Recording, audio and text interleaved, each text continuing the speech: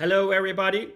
It is now 4 o'clock CET, and I just want to welcome you all to this webinar that is hosted by Global Alliance for the Ethical Month, and this particular webinar in cooperation with K1, the Danish Communication Association, and we are very much looking forward to this 1 hour debate about what do professional communicators do when the world goes crazy. And let me just start by introducing the people that you'll listen to for the next hour. I will, together with Schroll, host this webinar on behalf of K1.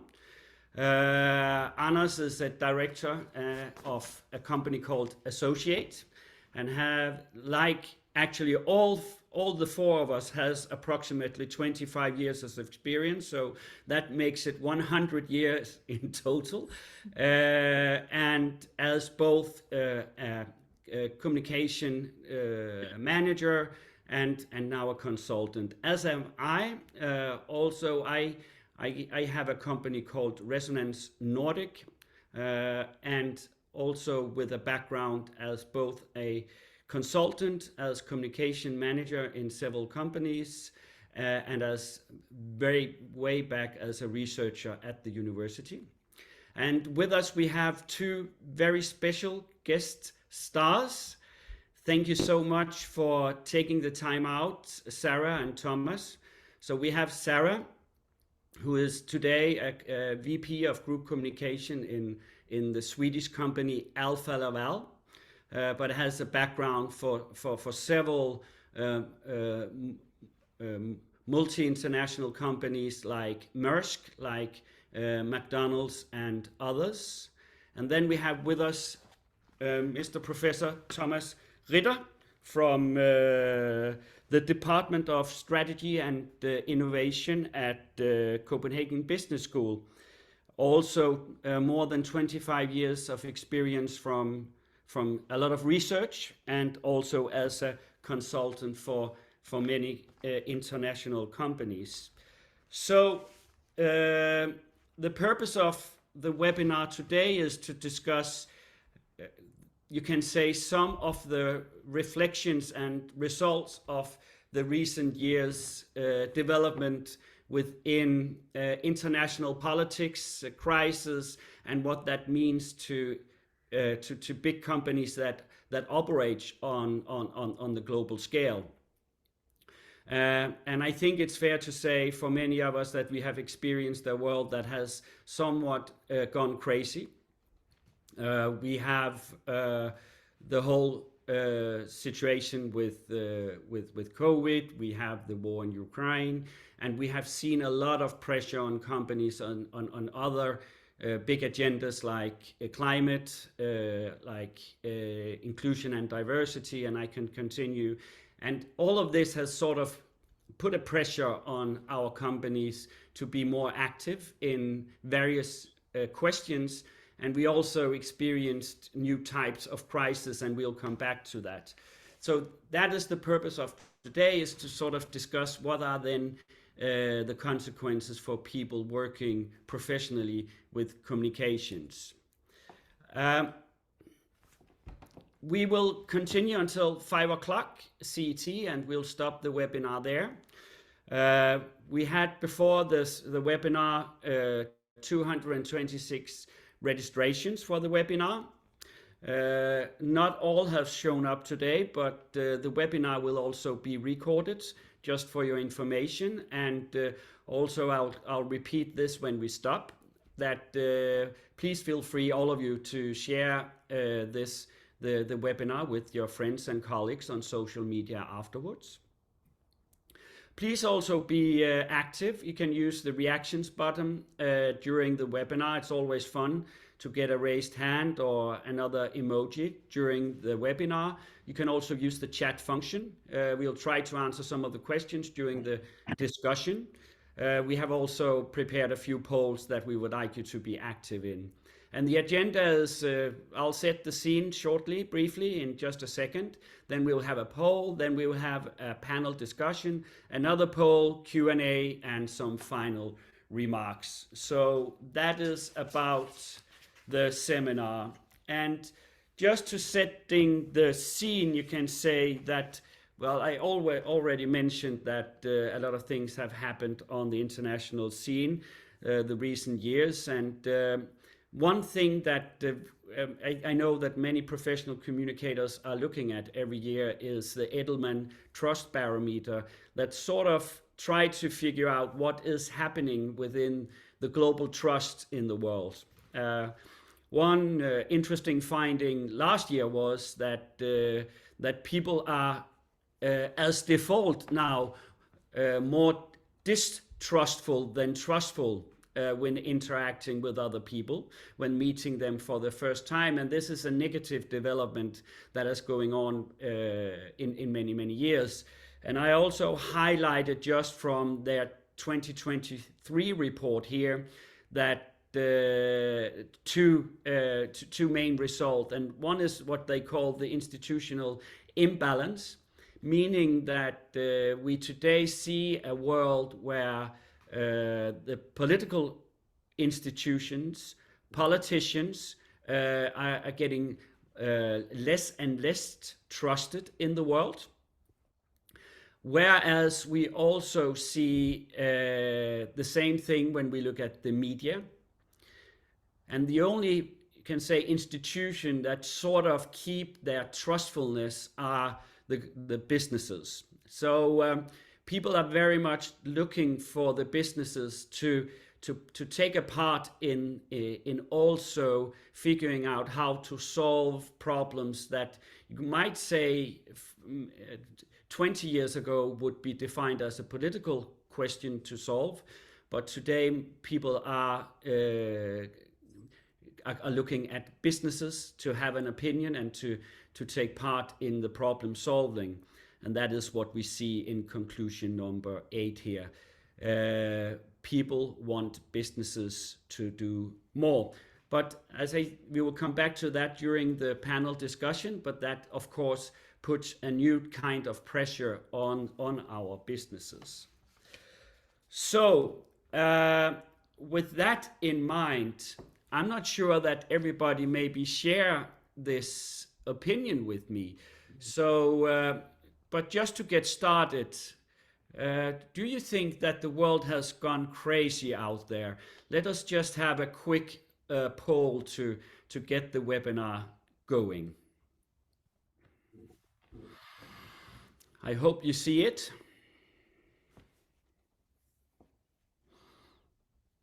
Oh, yes.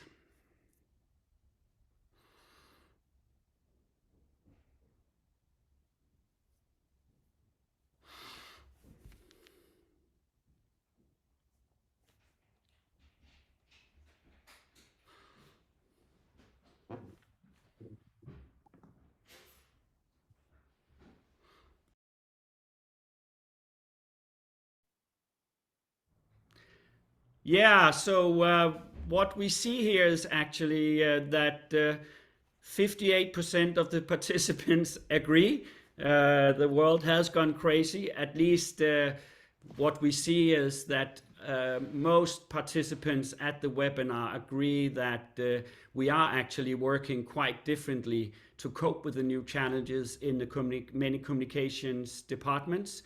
Quite many also state that, well, maybe the world is a little bit more challenging, but mainly because we are just getting busier doing more of the same when we look at crisis communication, and only 5% says not really.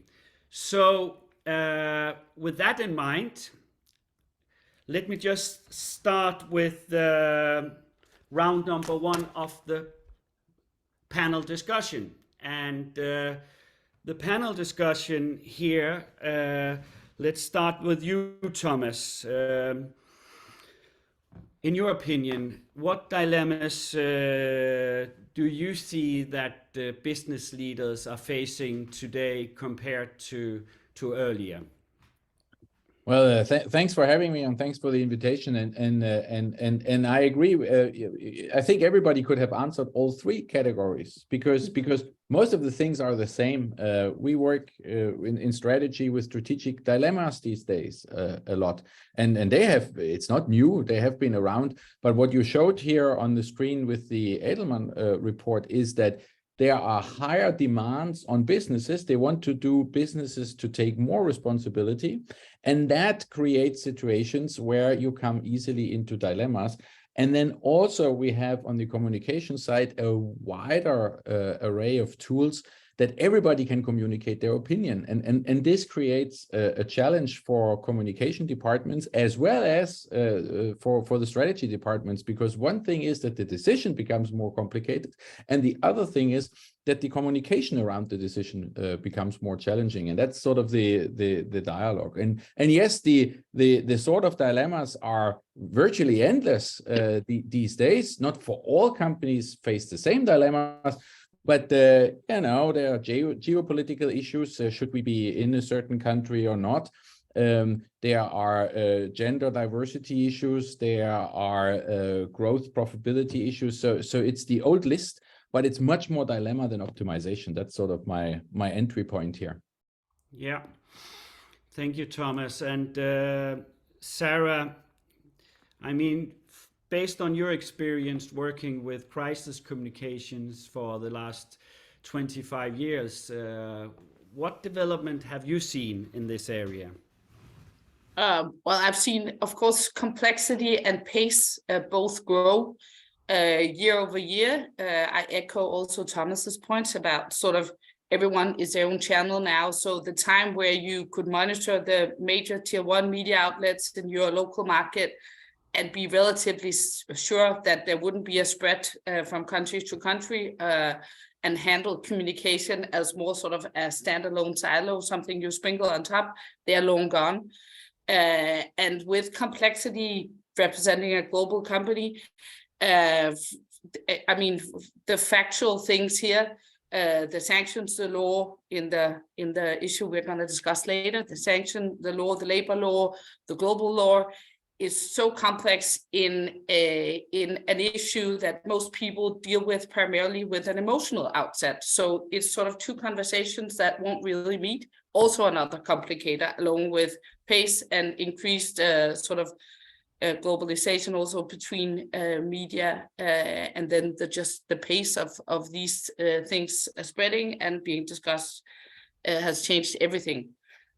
So communication can't be a standalone practice anymore in dealing with crisis. It's not just we have a messaging that no one has understood. It's like there are no communication problems that are standalone anymore. It's sort of like real problems where communication need to interact along with the rest of the business.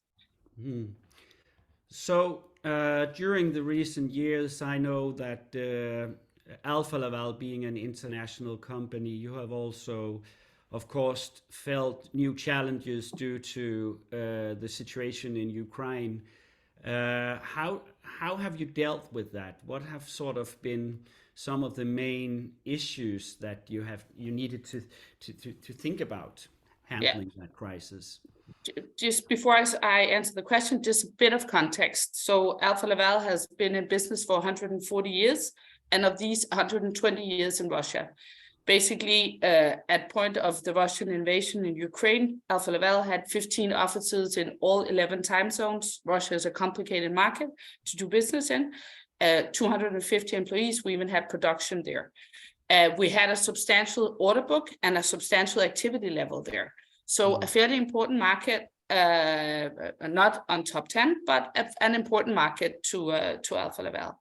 So what we did at point of invasion was to fairly quickly pause and reflect. Basically stop all new orders and look at the substantial order book we already had there.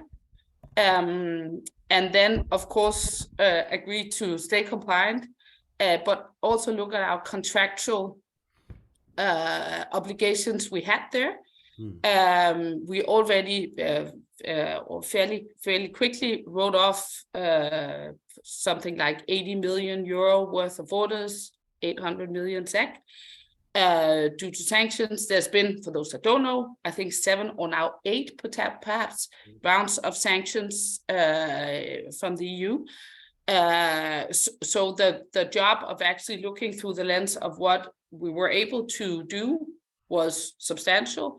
Then doing business in Russia, like anywhere else in the world, you're also liable there. You have contractual obligation, there's company law, there's labor law, there's everything else legal in the country. So we had obligations there that made it evident we couldn't just take the keys and walk away, because that would have meant that our people there, the 250 people, would have been liable for us not delivering, potentially with the leadership going to jail. So the decision taken was to not take any new orders, deliver what was unsanctioned through the rounds, and wind down. And we are coming to an end of the wind down. That was weighing in all the different things, primarily our 250 people who were part of the sort of organization, our family, our corporate family, the liability, the financial implications, the communication. That was the decision. So that was the context. And actually, to not handle all of the orders, it was still thousands of orders, just to paint a picture, not look at them individually, like what's the consequence of not delivering here, can we do.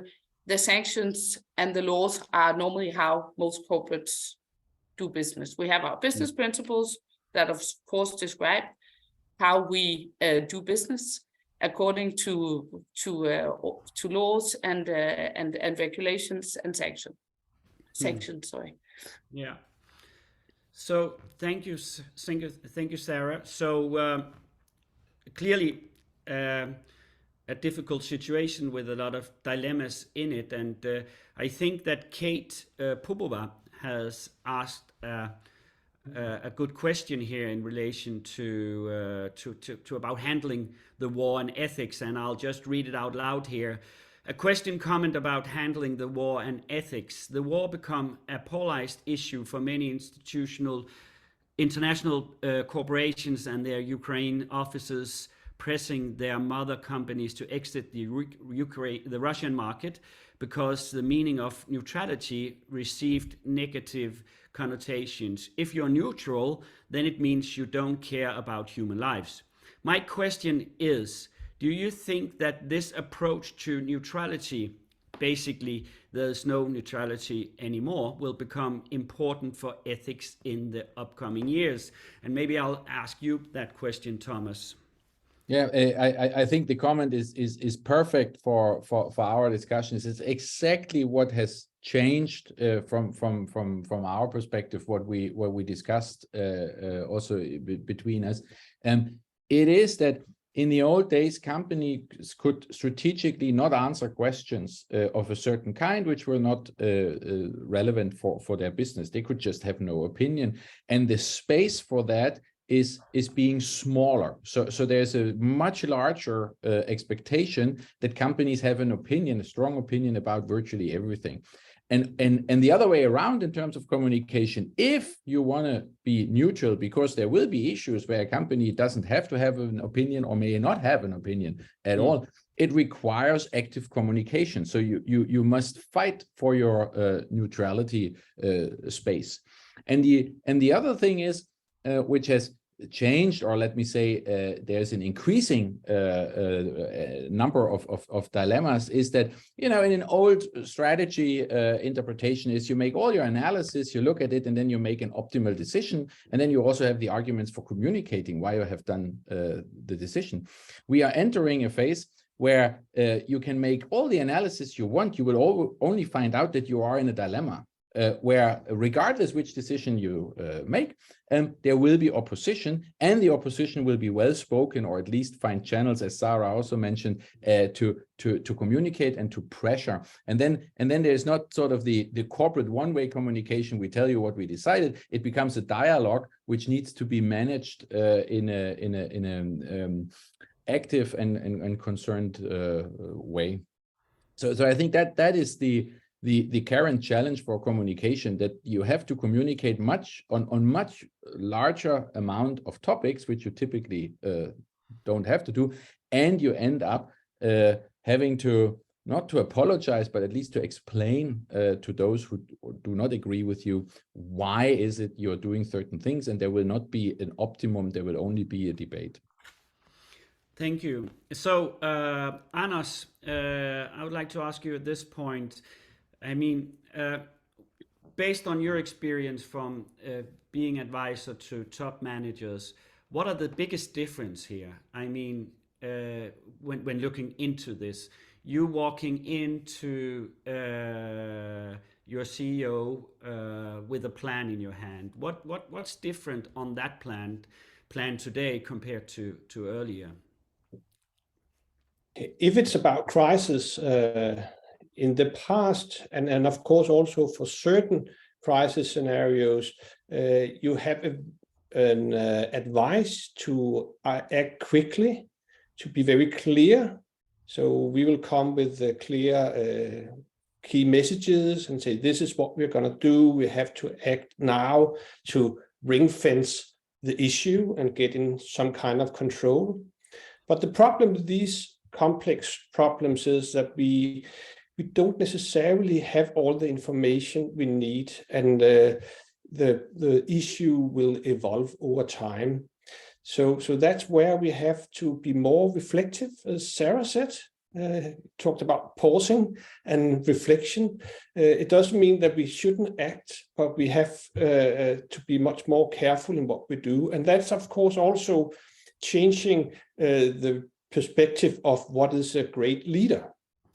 So is it a decisive leader who is in control, or is it a leader who's aware that they're vulnerable?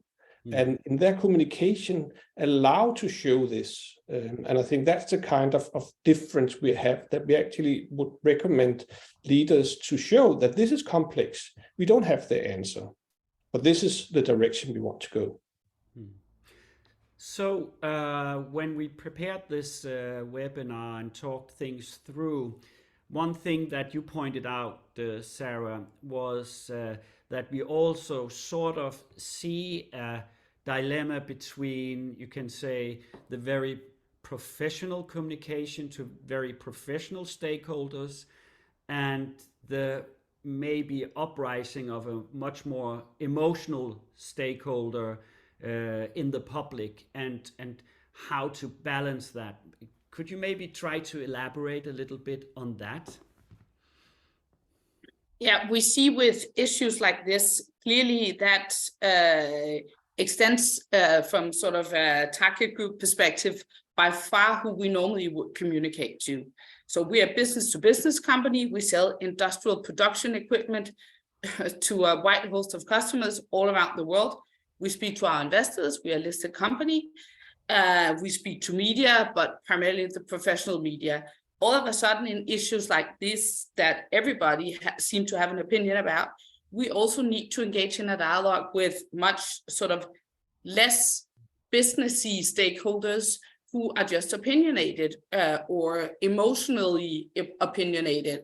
And then it's difficult to say, well, we have 15 offices in 11 time zones and we've done business there for 120 years. They literally think it's possible to just pull out. And we also did see companies who stated, we're pulling out very fast, very swiftly. And it's like, in echoing your point, Anders, the more sort of reflective CEO saying, I can stand the pressure. I know everyone wants an answer, but I'm in my office. I have reflection time now. I need to think about the consequences. I need to assess the situation. When you then see a host of other CEOs going out saying, we condemn the war, we're pulling out. also with complex setups where, as time shown, it wasn't as easy as they had communicated to just pull out. I think that sort of those conversations in the professional sphere, we have, I mean, our investors and analysts, of course, at all times expect us to uphold our business principles, do business in compliance with any applicable law, regulation, sanctions.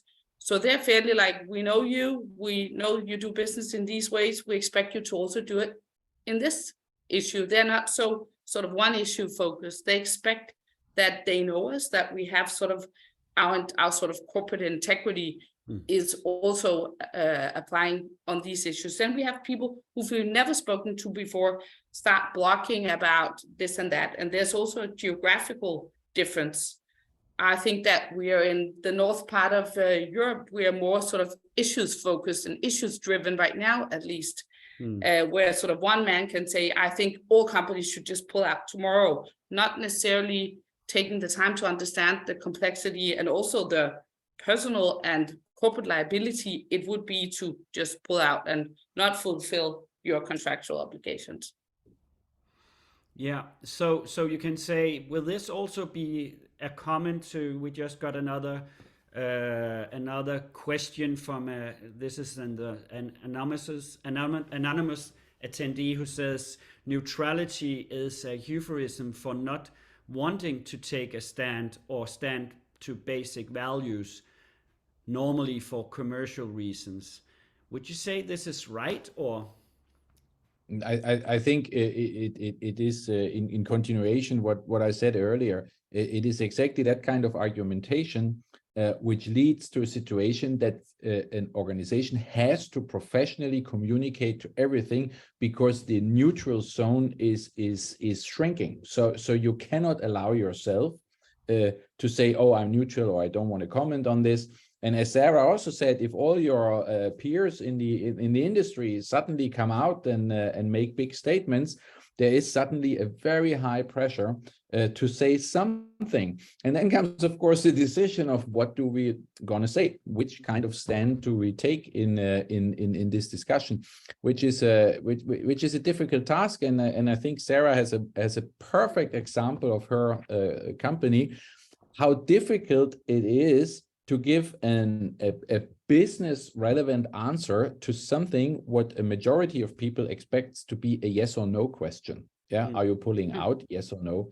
And it's much more operational. And we have seen very different. I mean, for communication, this is a study field of excellence. Yeah, and very different approaches to how we deal with that situation. Some people said, we are pulling out, and then we find out later that their pulling out is rather slow, and other people, they say we are in and actually trying out. So there are very different ways of dealing with that. But I think the comment is straightforward to the point which we are observing, that there is less space for neutrality, and the answers you give are controversial and not optimizable.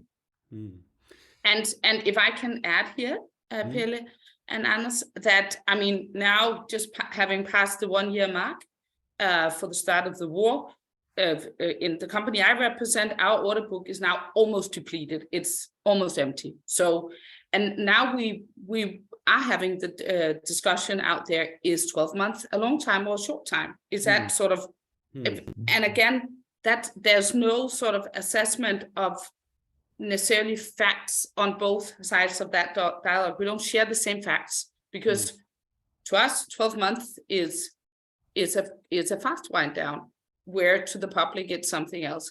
And on the neutrality point, I think you can actually still actively be in the debate, but I think that we've long passed the no comments. We're not a political actor. We don't want to comment. We can still say, comment on the lens and the perspective we took when taking the decision. And I think putting that into the mix in the dialogue is always a good idea, saying, in general, we want to do business according to our business principle, and be fairly adamant to describe what those are. What lens do we use so that we actually have sort of an aligned view to the world, so that we don't one day wake up and say, well, no, now we don't do business there anymore, or we don't want to serve those sorts of customers. Corporations have business principles to make sure that we have an aligned view of how we do business. And of course, always in compliance with applicable laws. Yeah, thank you, Sara. Just got a direct question to you from the audience. From Elisa. Thank you, Elisa. What kind of reactions did your communication decisions and actions create among your employees, clients, authorities, and the media? Did it influence your further actions and communications? Not to be tedious, but I don't think it's a communication decision. I think communication is part of a bigger business decision. I think it's actually a really important point that there's no sort of standalone communication practice in these issues. But yes, we have spent some time also internally, sort of laying out the text here, explaining the perspective, why we're doing as we're doing. We have sort of a quarterly update where we stream live to all staff. And I think we have the last 4 times since the war broke out addressed this actively with internally. We've also opened up for questions. We've of course taken the dialogue internally. In media, there has been some debate, primarily in Sweden, where we're headquartered, due to the fact that Sweden actually interpreted EU law in different ways than the rest of EU. So we actually had to have it tried in a court, because we just want sort of predictability in how we can do our business. So there we had some debate with the investors. They know as well. We have sort of a long legacy of doing business in accordance to applicable laws. So I think they expected nothing less. Was there a fourth group? Did it answer the question, Pelle? I think it answered the question, yes. Okay. So is it fair to, what about, you can say, the public in general, you can say, as a follow-up question to that? Would that be something that you try to debate via the media, or do you think that you need to be more active on social media, things like that? What is your reflections on that, Sara? Just to be very concrete. Just based on my sort of personal assessment, I think the primary channel for this has been our own SoMe channels, where everyday people has also posted comments or questions even, but primarily comments or opinions. So that is where that has happened. Okay, thank you. So we got a question from Gitte Rosholm here. Hi, Gitte. Thank you. And the question is, hi everyone. When it comes to the increasing number of humanitarian crises and natural disasters, how would you advise company to define which ones they will need to engage with and take a stand on? A good question. Maybe to you, Anders, to give a go on here, and you can follow up on that, Thomas, maybe. Sure, and we have unfortunately experienced the earthquake in Turkey and Sudan and Syria recently, and it has come up in many companies also that I have supported. I would say that there needs to be some kind of business angle to it and not just a humanitarian angle. If you are from an investor point of view, you would say it's borrowed virtue to take the investor's money in principle and give it to something that you feel is a good idea. So you have to make sure that there is some kind of reasoning for why you're doing it. And I can see 2 reasons for doing it. One thing is that you actually have activities in the concrete country, for instance, Turkey or Syria. You have customers there, you have employees there, you have relations with governments, etc., and maybe you also need to build up the market again. So I think that's of course important. But what I also have seen useful in the past is if your employees cares about it. if they bring it up and say, we feel that this is a disaster where we need to help, then support those initiatives. So I have been in companies where we have actually said, well, if you are starting a fundraising, then the company will double the amount. But we only did it if employees were willing to do it. So we actually tried to live our values of taking a responsible stand for what is happening in the outside world. So that was at least two ways of looking into it. Yeah, and Thomas, do you have a follow-up answer to this? I fully agree. From a strategy point of view, of course, it's important to look what is also in the Q&A section, and the other participant writes that yes, I mean, it's a question: does it has anything to do with our strategy? Yes or no? Are we affected by this thing? But as we said earlier, sometimes that it is not affecting you is not a shield against an expectation that you have to answer. So of course it is important that we find out, is it central to our world and not? And I think it's an interesting comparison, the Russian-Ukraine situation against the earthquake situation. There's no public demand, there's no public debate how much money companies put into the earthquake or not. And that is back to exactly your, this audience's capabilities. So what is the prediction of the communication of the issue in the public debate, and how will the communication come back to the organization? And this is, of course, open for speculation, but this is basically your expertise to contribute to the discussion. Do we need to take a stand on this one, or can we go into what we discussed earlier as the neutral zone, that we don't have to comment on anything? Yeah, and I guess this is also an answer to the last question that we got in the Q&A here, where the participant is asking, don't you think this is about that companies have to define where their business activities relate to social issues in a positive or negative way, or do you believe that companies have to engage in a day-to-day political debate? And I guess the opinion here is that it's the first one, right? So yeah, great. So time is progressing here, and Anders, you and I were co-authors of a little white paper called Conversations about a Meaningful Society in the spring last year, and the participants here in this webinar can download it if they please to, and there we try to give some examples on more concrete tools that we can use for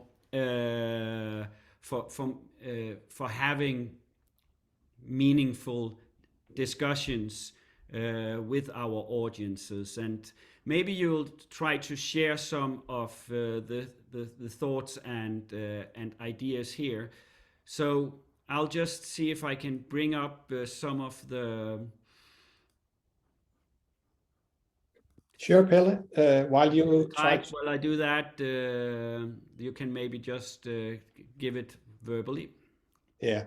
So first of all, we wrote this white paper because we think that even though this is complex times, it's difficult, it's actually also an opportunity for us as communicators. We believe if we do this right, we can get even closer into business decisions and the boardroom.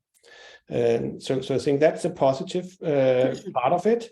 And if I should just share a few of the tools, then on the next slide, the first one is the Cinefin model developed by Dave Snowden, and it's developed as a sense-making tool for decision-making. So how do you actually find meaning in a concrete problem? And there are 5 positions. To the right, the complicated and the simple is traditional business problems where you can find best practice or good practice. Here there is a clear link between if you do A, then you know, then B will happen. So you just have to figure out whether it's a textbook example. If you want to cook an egg, you know what to do. It's a simple problem. If you want to make a gourmet dinner, then it's maybe more complicated and you need to ask an expert. What we talk about here is types of crisis situations, and that's to the left part. And the chaotic crisis is the ones that we usually know, and that is where our crisis management skills from the past is based. So this is where we actually want to act fast. And it's like if there's a fire, we want to pour water on it, so we make sure that we can limit the disaster. But the problem is if the fire is oil, then it will actually explode if you pour water on it. And that's a problem with the complex situations like this one. And that's why instead of acting, it's probing. So you are doing something, but you do it in a more limited way, and you're testing, and you especially have emphasis on the sensing part. So you listen to reactions, try to figure out, was this the right thing to do? Should we adjust? And I think in crisis management, crisis communication, it has always been a good idea to adjust if things changes. But often we have been really bad in doing that because we try to stick to what we have said and what we have done. So this is one of the tools we have in the white paper. The second one is about listening. And that's because we believe that many of the problems we are facing is because that we interact in debates. And if you have a debate, and that's the second level of this conversation forms, which is the theory U by Otto Scharmer, that's about winning. And clearly, if you're on social media, in a media debate, you know, there's a winner and a loser. And what we are listening for is good arguments to make sure that we will win the debate. But in these situations, we should actually try to create a true dialogue where we try to listen and understand to others' arguments and at least show that we are listening and are transparent and share information if we have different opinions. And that's what we really would like people to do more. And one problem here is, of course, how do you create a dialogue on social media, on other, you know, really critical arenas, and maybe you can't do that all the time. And therefore, one of the tasks for us as communicators is to find arenas and maybe create our own platforms to have dialogues with the stakeholders, employees, customers, investors, etc. So you actually can have this dialogue. So that was just two of the examples, and there's plenty of more in the white paper. So I hope people who are listening would like to read it. Thank you, Anders, for that. And before we go into the last poll, I just have a question for all three of you. Is about you can say the ethical compass that we use as professional communicators in our daily work, and we've talked a lot. Now you talked about this thing about going from maybe a perspective of trying to control something to a perspective where we actually would like to co-create with our stakeholders. So that could be an example of a shift in an ethical, professional ethical standard. But do you think that we actually need to change our mindset quite radically on how to work as professional communicators? Maybe I could start with you, Sara, to try to answer that question. I think that we have had to change our mindset over the past many years. So it's no sort of it's not now that you need to install a new chip and change the mindset. I think the way we work with communication, I think the way that we interact with the rest of the company, the way that we do crisis management and crisis communication, it's not a communication practice in itself. It is crisis management where we bring together the experts that need to weigh into the debate. And then I'm not there only as an ambassador of the country communication. I'm there as a leader in the business who want the business to grow and increase the reputation and everything else. And sometimes I have to disagree and commit and create communication solution, not in this specific thing, more in the past in my career, create communication based on a decision that wasn't necessarily 100% the best fit for the reputation, but weighing in everything, it was the best fit and it was the right decision. So in that sense, that mindset change, I hope, has been there for many years. Yeah. Okay. Thank you, Thomas.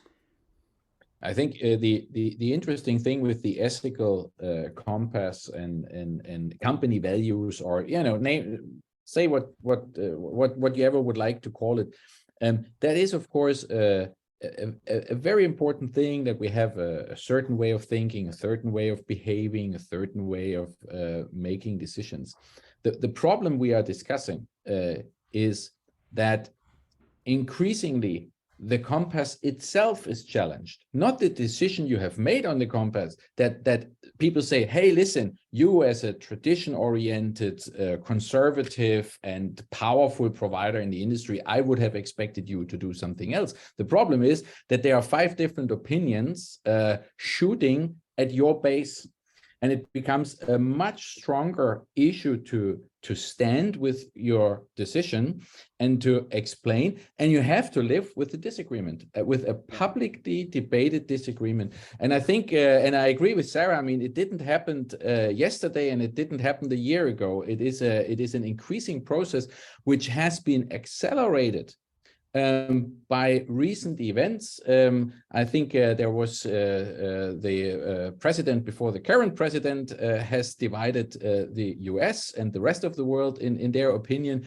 The corona issue has divided many nations into vax and anti-vax and God knows what else. And now we have the Ukraine war. So the incidences of disagreement become larger and larger, and the traditional basement, but from my value perspective, it is like this, is of course an important issue to find your own answer, but that doesn't release you from the responsibility to communicate this answer and to have unpleasant communications with people who are disagreeing. Okay.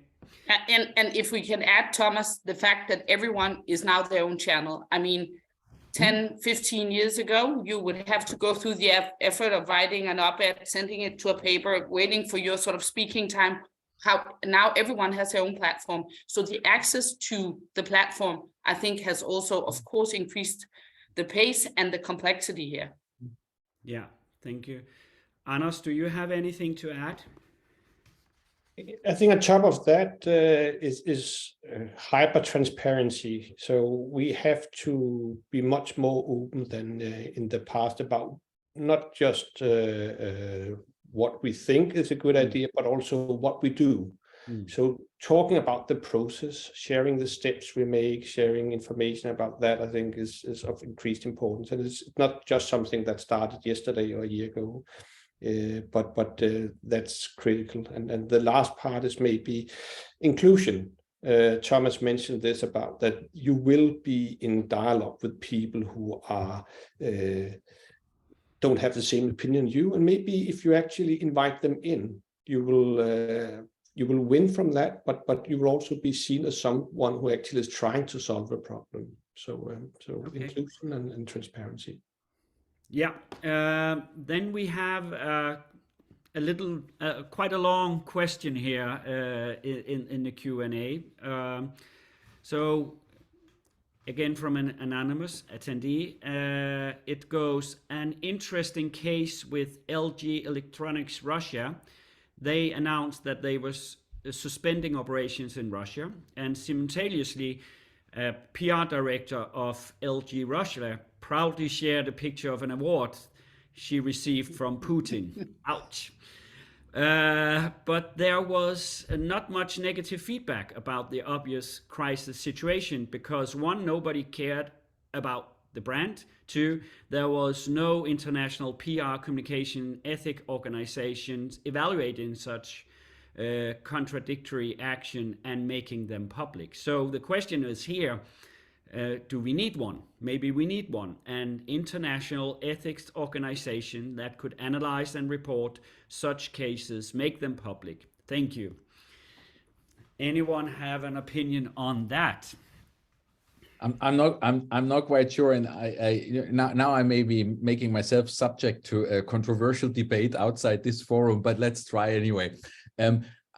I'm not quite sure that we need one organization, because I think the complexities and the level of diversity, variance, whatever word is suitable, is so huge that I can't see that one organization will have a pick on one. It will be just one version of a reality where there are different ones. And I also think what Sara also said, I mean, there is already the technical platform for communication. So if someone sees that, they can make that very effectively public and debate that. And there are organizations who, expose human rights issues, who expose sanction breaking practices and so forth. So I think that is in place. In some way or another. I think it is more the issue how we deal with that, and I think the example was perfectly put. It is interesting that thing doesn't catch fire, and other issues, other companies, they get laundered in the public opinion about things which might be less controversial or less strange, if we use that word. Can I comment on something you said, Anders? I think on the hyper-transparency, actually also referring back to what you said, Thomas, the hyper-transparency, not in this case, but in others, I've seen that sometimes it sucks out so much energy and time and resource to keep a conversation going that is actually already lost. And I think that, I mean, as a company, as long as you have your business principles and your compliance to laws and regulation in place, I mean, there are many things that we don't report on for competitive reasons. We don't report on revenue coming in from different countries. That's a financial decision. We don't want that. That's also competitive. So sometimes we ask questions that are so detailed that we need to always remember how deep in that dialogue we wish to go. And hyper-transparency, I don't think we should say we always want that. That might be good for the debate and for the conversation, but is it good for the company? I'm not sure that hyper-transparency is good always. Can I have your drawings? Can I have your IP? Can I have your... That's not a place you want hyper-transparency, I assume. So I agree that you should be the one that still is controlling what you want to make transparent is not. But I think it's a clear trend, and I can also see that it can be effectful in certain cases. But maybe what you also talk about is that this is difficult. So maybe instead of having an organization who pick the people who do things wrong, like the LG example, I think what we need is to have someone to describe what is good practice. Who can we learn from? Who didn't make it 100% right, but was maybe the best? And I know, for instance, that Global Compact have great examples, but not necessarily for us in communication. So if we could have, a similar resource where we could look and say, okay, have a company been in a similar situation? Maybe it wasn't a war between Russia and Ukraine, but it was in another country. What did they do, and what did best practice do here? That could be helpful. And Global Compact is also a great example of someone who where it's actually built into the system that you can that you declare where your gaps are. They don't strive for ideal from the outset, which makes people want to volunteer more information, saying we're still working on these 20% over here, but this is covered.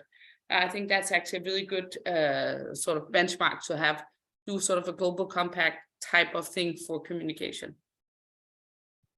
Okay, so just a short, precise questions from Dr. Martina Byrne here. Does anyone forecast political pushback against corporate activism?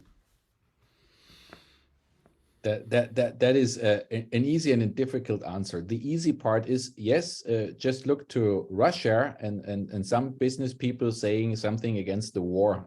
I think there's some very political pushback to these things, and I can say here from Denmark, there are some very harsh comments from politicians towards companies. So this game is on, and it is played. I do not always, or very rarely actually, approve the rules of that game, because I think there are different systems, and we have to acknowledge that businesses must have the authority to make their own decisions. And also what Anders and Sara just before discussed, they must have a non-disclosure area where they can discuss privately what they do and so forth. So there must be a room where organizations can debate internally and make decisions and then communicate afterwards. So there is political influence on businesses. Of course, in a normal world, then of course there's also the freedom of speech and all of that. So I wouldn't predict that all of that will disappear. It will very much depend on which issue is communicated in which area. Thank you. We have 5 minutes left of the webinar, and now we've had a debate about actually maybe a need for new practices, but do we actually really need it?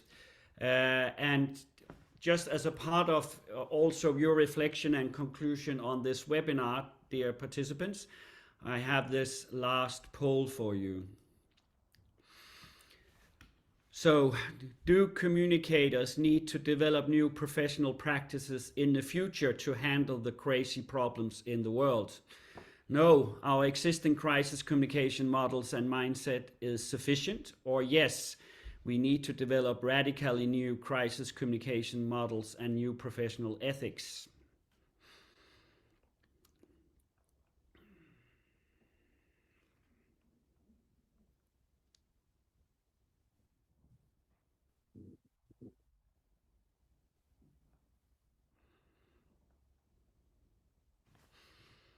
Yeah.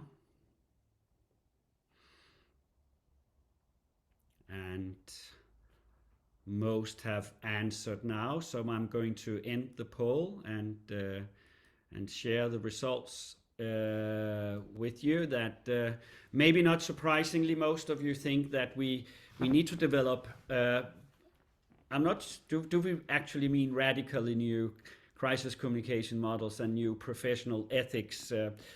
And maybe I will pass that question on then as a sum up and the closing remarks to Sara, Thomas and Anders.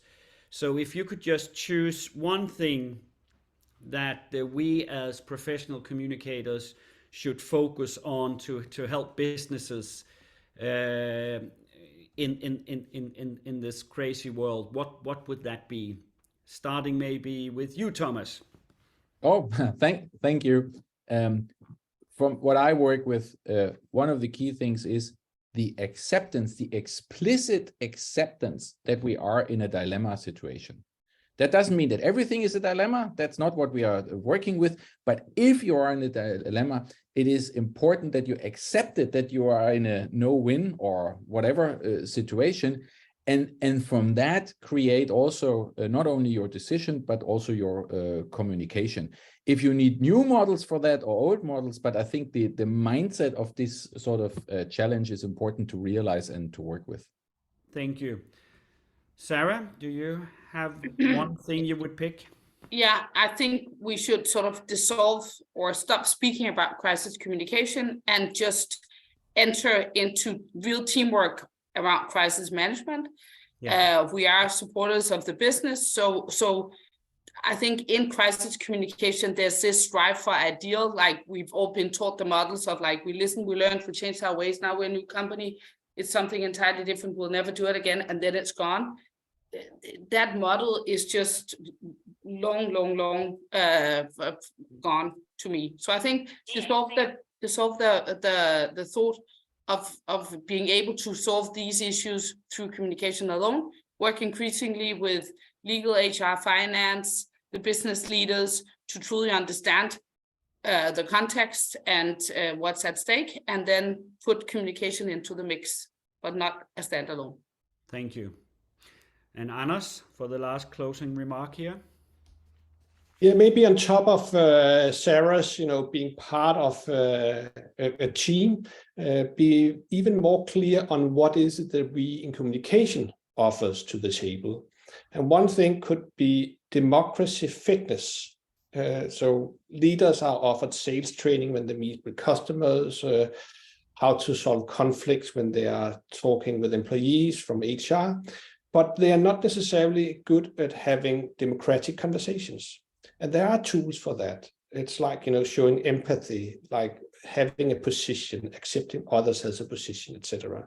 So maybe that should be something we should start offer our leaders, so they feel safe of taking these conversations, because I think that will be a clear problem for us, that we will have leaders who actually say, well, maybe you think this is a good idea, but I don't like to do that.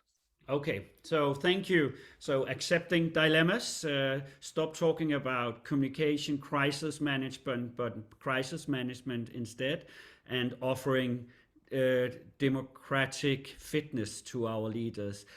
That concludes this webinar. Thank you, Thomas. Thank you, Sara. Thank you, Anders. Thank you to all participants. I had one question in the remarks: where do we find the white paper? It was part of the invitation, but I'm sure that we can, in the follow-up communication after this webinar, that we can resend the links to both the white paper and also to the trust barometer. Thank you, everybody, for today, and make it a good day out there. Thank you so much, everybody. Thank you. Bye-bye. Thank you. Bye-bye. Thank you. Bye.